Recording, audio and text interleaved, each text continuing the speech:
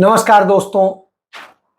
बदल दी गई है दुनिया सारी, रिश्तों के रास्तों के बीच की नहीं पहुंचना चाहिए, पुराने पतों पर अब ढूंढते वक्त नए ठिकानों को। इन कविता की इन पंक्तियों में वो सब कुछ समाहित है जो आज हो रहा है। जिस तरीके से हो रहा है वो चिंताजनक है, क्योंकि अभी हमारे यहां G20 सम्मेलन संपन्न हुआ नई दिल्ली में। बड़े जोर शोर से हमने इसको प्रचारित किया और जिस तरीके से ये एक प्रकार से चुनाव अभियान बना दिया गया वो अपने आप में बड़ी चीज थी। जिस तरीके से चुनाव प्रचार के लिए किया जाता है वैसे किया गया और नतीजा क्या हुआ कि सब जगह कमल का फूल दिखाई दे, कहीं कुछ दिखाई दे, कहीं कोई चीज आए। चर्चा होनी थी देश को लेकर, हम कैसे अपने देश के तमाम प्रोडक्ट्स को बाहर अधिक से अधिक देशों में कैसे खपा सकें और अधिक से अधिक पूंजी भारत में ला सकें। यहां के तमाम छोटे उद्योगों को, व्यापार व्यवसाय को हम बढ़वा सकें, हम यहां के किसानों को समृद्ध बना सकें। इसके लिए हमें करना था, यहां अमन चैन सब कुछ स्थापित करने के लिए हमें करना था। लेकिन हम क्या करते रह गए? हम करते रह गए बड़े देशों की चाटुकारिता, चम्मचगिरी। हालात यह है, हम हिंदुस्तान के मुसलमानों को तो रोज जलील करते हैं, लेकिन दूसरी तरफ सऊदी अरेबिया के रईस जादे जब आते हैं, वहां के राजकुमार आते हैं, तो उनकी सलामी में हम बिल्कुल बिछ जाते हैं। और यह स्थिति होती है, यह स्थिति होती है कि हम जो बाइडेन के आगे बिल्कुल सरेंडर कर जाते हैं और उनसे हम रिक्वेस्ट करते हैं कि आपको आना है। वो आते हैं और आने के बाद वो हिंदुस्तान को कुछ नहीं दे जाते हैं, बल्कि हिंदुस्तान से जाते जाते वो अपने यहां का सेब हिंदुस्तान में और तमाम सारे जो भी कृषि उत्पाद हैं वो हिंदुस्तान में खपाने की राजनीति करके जाते हैं। और भारत सरकार इमीडिएट इफेक्ट से उस पर इंपोर्ट टैक्स कम करके 15% पे ले आती है। पहले उन्होंने अडानी के हाथों में सेब के बागान दे दिए हिमाचल के, और एक ये भी सच है कि अडानी ने 88 रुपए प्रति किलो से शुरुआत करी थी, वो घटकर 72 रुपए प्रति किलो हो गई और लोग सड़कों पे उतर आए, प्रदर्शन करने लगे, धरना करने लगे। तो मोदी जी ने कहा, मेरे मित्र के खिलाफ अगर आवाज उठाई तो तुम्हें मैं सबक सिखाऊंगा।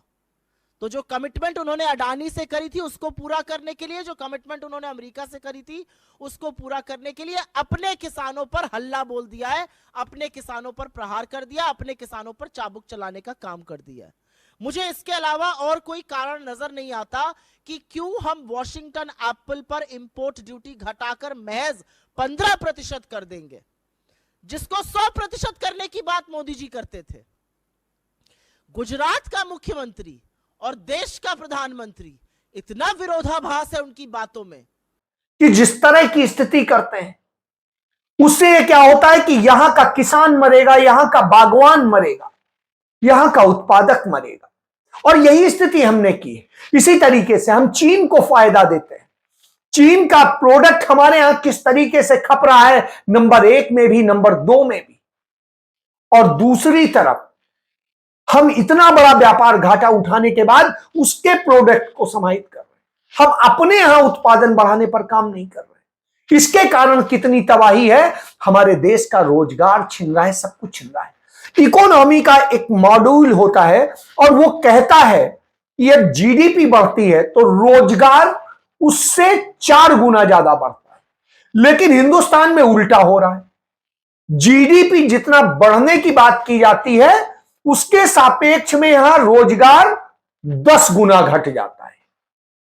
आज हिंदुस्तान दुनिया का सबसे बेरोजगारी वाला संख्या वाला देश हो गया है। हमारे यहां 90 करोड़ बेरोजगार हैं। आप सोचिए क्या स्थिति है, महंगाई, बेरोजगारी और न जाने क्या क्या। आज हालात ये हो गए हैं देश के कि देश का व्यक्ति न खाद्य पदार्थ खरीदने की स्थिति में है, न और बहुत सारी चीज। कुछ पूंजीपति तमाम गाड़ियां खरीद रहे हैं, तमाम चीजें कर रहे हैं, अय्याशी कर रहे हैं, उनके बूते हम अपनी जीडीपी को समृद्ध बताते हैं। हम कहते हैं हमने जीएसटी कलेक्शन कर लिया अधिक, इसलिए हम समृद्ध हैं। नहीं, झूठ है।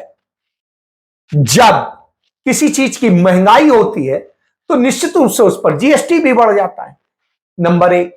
नंबर दो, जिन चीजों पे कभी कोई टैक्स नहीं लगता था उन पर हम टैक्स लगा देते हैं, जैसे रोटी पर, दूध पर, मक्खन पर और इन सारी चीजों पर।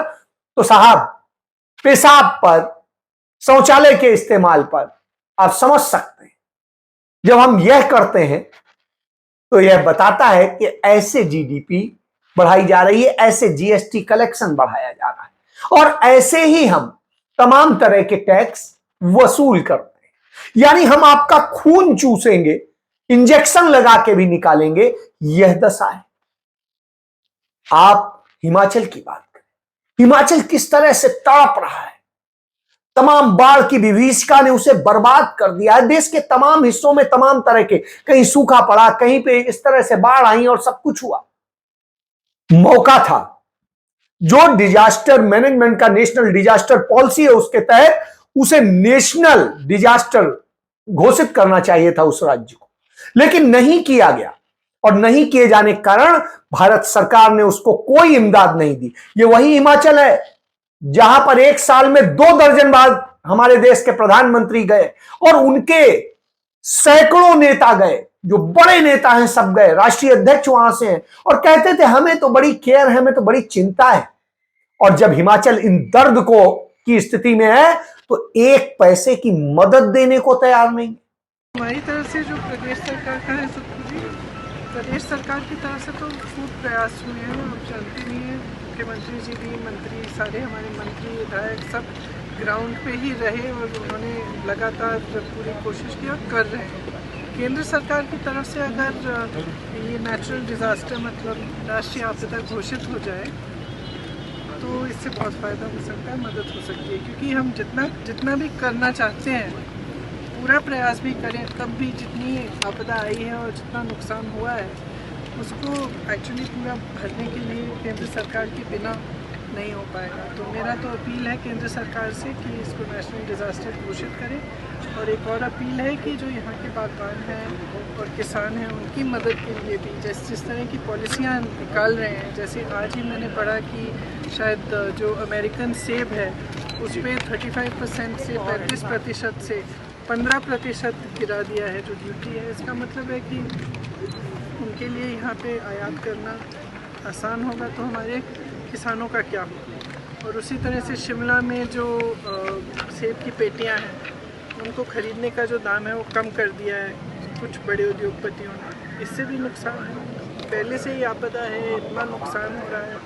तो इस समय तो जैसे पूरे प्रदेश की स्पिरिट हमने देखी है, भावना देखी है कि सरकार में भी वही भावना रही है। मैंने रास्ते में आ रही थी, कुछ लेडीज़ श्रमदान कर रही थी, उन्होंने कहा कि जो नेशनल हाईवे है उसमें काम आस्ते से चल रहा है, उसको तेज़ी से करना चाहिए। तो पूरी जो कुछ ये बता भी रहे थे कि काफ़ी लोगों ने दान भी दिया है।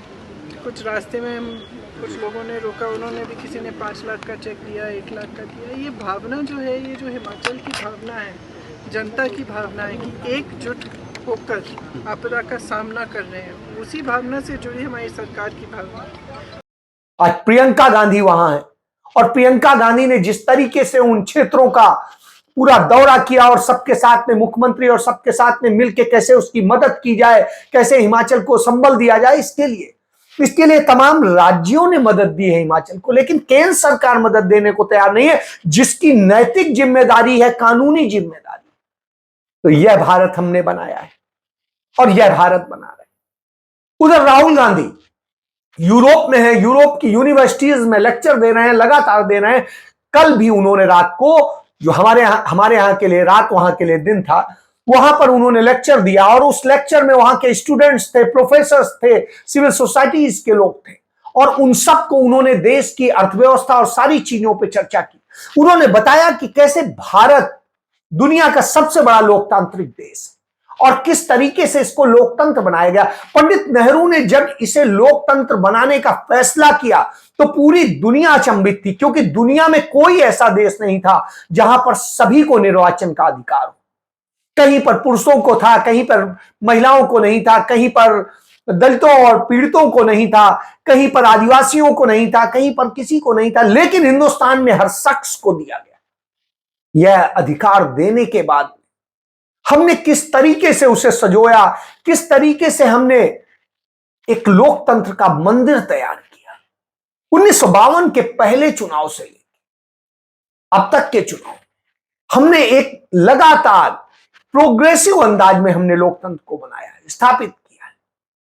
और इस स्थापना के दौरान आज क्या हो रहा है, आपको याद होगा 1861 में जब पहली बार अंग्रेजी हुकूमत में गवर्नर की काउंसिल बनी थी, गवर्नर जनरल की, और उस काउंसिल से एक शुरुआत होती है लोकतंत्र की, उसकी लड़ाई लड़ी गई थी। और उस लड़ाई के बाद में कांग्रेस पार्टी ने एक लड़ाई छेड़ी कि यह काउंसिल वास्तव में आनी चाहिए अस्तित्व में, और 1892 में यह काउंसिल अस्तित्व में आई। और इसने अपना काम जब शुरू किया, उसमें लोगों को, भारत के लोगों को शामिल किया जाना शुरू हुआ, तो एक आधार बना। उसके आगे भी कांग्रेस ने लड़ाई लड़ी, और नतीजा क्या हुआ, 1911 में जिस तरीके से सारी चीजें की गई, भारत की राजधानी जो अंग्रेजी हुकूमत के समय में कलकत्ता थी, उसे लेकर के दिल्ली आया गया। दिल्ली को पंजाब से अलग करके दिल्ली एक केंद्र शासित बनाया गया। वहां पर सरकार बनाने का काम हुआ, और 1913 में जब काउंसिल बनी तो मजबूत काउंसिल बनी थी, और वहीं से लड़ाई और आगे बढ़ी। और आगे बढ़ने का नतीजा क्या हुआ कि जब पंडित नेहरू पढ़ करके आए, बैरिस्टर बन के, गांधी आए यहां, और उन सब लोगों ने मिलकर एक आंदोलन शुरू किया, और उस आंदोलन का असर यह हुआ कि 1919 में किस तरीके से एक संसद का प्रारूप तैयार किया गया, और 1921 में संसद की नींव रखी गई और एक शुरुआत हुई। 1927 में उसका उद्घाटन होता है, और उसके बाद में पंडित मोतीलाल नेहरू के नेतृत्व में भारत के लिए भारत का एक्ट पास होता है, भारत का अधिनियम पास होता है, जिसे इंडिया एक्ट कहते हैं। आप सोचिए, वो एक्ट पास करा करके भारत के लोगों में को स्वशासन प्रणाली दी गई, और फिर चुनाव हुए 1936 में, सरकार बनी हमारी, लेकिन वो अंग्रेजी हुकूमत के अंडर में थी। इसलिए पंडित जवाहरलाल नेहरू ने इस लड़ाई को आगे बढ़ाया, और नतीजा क्या हुआ कि पूर्ण स्वराज की मांग प्रबल हुई। गांधी जी ने अंग्रेजों भारत छोड़ो आंदोलन किया, और उसके बाद में भारत आजाद हुआ, ये देश आजाद हुआ, और सर्वसम्मति से संविधान सभा ने तमाम चीजें स्वीकार की। और आपको याद होगा, इंडिया, भारत, भारत गणराज्य, ये सारी चीजें संविधान में आई और सर्वसम्मति से आई। 350 विद्वान लोग बैठे थे, तब यह बना था। और उस महान संविधान को बनाने में डॉक्टर भीमराव अंबेडकर का विशेष योगदान था। इन सब के बाद में आज क्या है, आज सब मिटा देने की स्थिति है।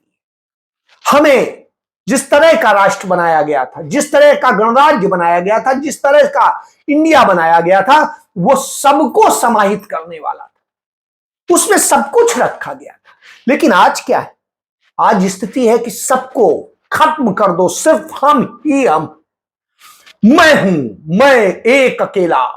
और जब यह प्रधानमंत्री कहता है, तो निश्चित रूप से वो अपनी संकीर्ण मानसिकता को दिखाता है, तुच्छ मानसिकता को दिखाता है, और वो दिखाई दे रहा है। अब नए संसद भवन की बात करते हैं, कहते हैं हम औपनिवेशिक काल से बाहर आ रहे हैं, हम अब इंडिया नहीं भारत कहेंगे। अरे साहब, आपने उसका भी नाम सेंट्रल विस्टा रखा है, और सेंट्रल विस्टा अंग्रेजी हुकूमत से आता है, जबकि इंडिया नाम का अंग्रेजी से कोई वास्ता ही नहीं है। इंडिया शब्द तो तब आया जब भारत शब्द भी नहीं था, भारत की भी कहानी नहीं थी। इंडिया शब्द तब आया जब यीशु मसीह पैदा नहीं हुए थे। यीशु मसीह के पैदा होने के 400 साल पहले इंडिया कहा गया था। इंडिया नाम इंडस वैली से था, और तब ग्रीक के तमाम आए थे विद्वान, और उनके साथ चर्चा के साथ यह संबोधन था, यूं आया। लेकिन भारत कब आया? यीशु मसीह के पैदा होने के 100 साल बाद, जब विष्णु पुराण लिखा गया और उसमें भरत की स्टोरी लिखी गई, और तब भारतवर्ष का जिक्र होता है। उसके पहले कहां था?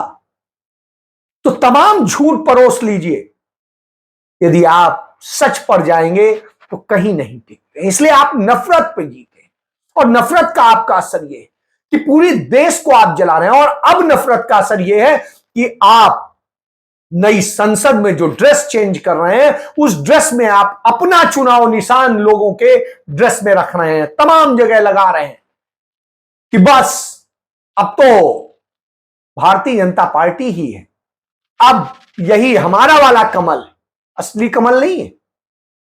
तो यही स्थिति है जैसे हिंदू और हिंदुत्व की बात, हिंदू धर्म सबको जोड़ने की बात सिखाता है, उसके ग्रंथ सबके साथ लेके चलने की बात करते हैं, वसुधैव कुटुंबकम की बात करते हैं। लेकिन भारतीय जनता पार्टी का हिंदुत्व सिर्फ वो तोड़ने की बात करता है, वो सबको खत्म कर देने की बात करता है, अपने सिवा किसी को जीने नहीं देना चाहता। तो यह अंतर है आप में और यही बात राहुल गांधी बार बार बताते हैं, और वो खुलकर बोलते हैं कि किस तरीके से आपने क्रोनी कैपिटलिज्म फैला करके लोगों को लूटा है, देश को लूटा है, देश के अधिकार लूटे हैं, लोकतांत्रिक हक लूटे हैं, और लोकतंत्र को खत्म करने का काम किया है। ये लोकतंत्र बनाने के लिए इतने लोगों ने शहादत दी, और यदि आप लोकतंत्र ही खत्म कर देंगे, इस राष्ट्र के ही टुकड़े टुकड़े कर देंगे, इस गणराज्य के टुकड़े कर देंगे, तो बचेगा क्या? तो आप तो वो बर्बाद कर रहे हैं। और यही वजह है कि G20 की प्रशंसा चीन करता है, उसका अखबार मुखपत्र करता है, क्योंकि उसके एजेंडे पूरे हुए। लेकिन वही जिसका चरण चुम्बन किया नरेंद्र मोदी ने, वो जो बाइडेन भारत से वियतनाम पहुंचते हैं तो आपको आंख खोलने की बात कहते हैं। वो कहते हैं कि भारत के अंदर लोकतंत्र खत्म किया जा रहा है, भारत के अंदर प्रेस की स्वतंत्रता खत्म की जा रही है, भारत के अंदर अल्पसंख्यकों के ऊपर, समुदाय के लोगों के ऊपर हमले किए जा रहे हैं, तमाम लोगों के हक छीने जा रहे हैं। आपने यहां पे जो चार्टर प्रस्तुत किया उसमें क्या किया? आदिवासियों का हक छीनने का आपने काम किया, जल जमीन जंगल का उनका हक छीनने का काम किया है, आपने वो संपदा चंद पूंजीपतियों को सौंपने का काम किया है। इसीलिए राहुल गांधी कहते हैं कि आप सिर्फ 4-5 पूंजीपतियों की सरकार चला रहे हैं, वो आपके मालिक बन के बैठे हुए। और उनमें कौन है? अदानी, अंबानी, इस तरह के लोग, महिंद्रा। कर क्या रहे हैं आप? हिंदुस्तान के साथ धोखा कर रहे हैं, चीनियों के साथ में आप संबंध बढ़ा करके उनके प्रोडक्ट को बैकडोर से ला रहे हैं और तमाम चीजों कर रहे हैं, और हिंदुस्तान का प्रोडक्शन बंद करा रहे हैं, यहां के व्यापारियों का गला घोट रहे हैं, यहां के उद्योगपतियों का गला घोट रहे हैं, जिससे, क्योंकि इस देश के लोगों को सबसे ज्यादा रोजगार यही छोटे छोटे उद्योग देते थे, यही छोटे छोटे व्यापार देते थे, उन्हें आप खत्म करने पे तुले। और स्थिति क्या हो गई? इतनी स्थिति खराब हो गई हिंदुस्तान की कि 5 साल के भीतर 47% लोगों ने अपनी जीवन बीमा पॉलिसी सरेंडर कर दी। 5 साल में 47%।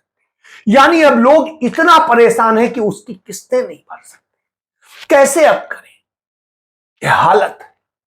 इस हालत में आपने देश को लाके खड़ा कर दिया, देश को आपने बर्बादी में खड़ा कर दिया। जब देश ही नहीं होगा तो आप किस पर राज करेंगे? इसलिए जरूरी है, यह देश बचना चाहिए, लोकतंत्र बचना चाहिए। और राहुल गांधी बिल्कुल सही कहते हैं, सच के साथ खड़ा होना, और सच आपके साथ नहीं, यही सबसे बड़ा सच। जय हिंद।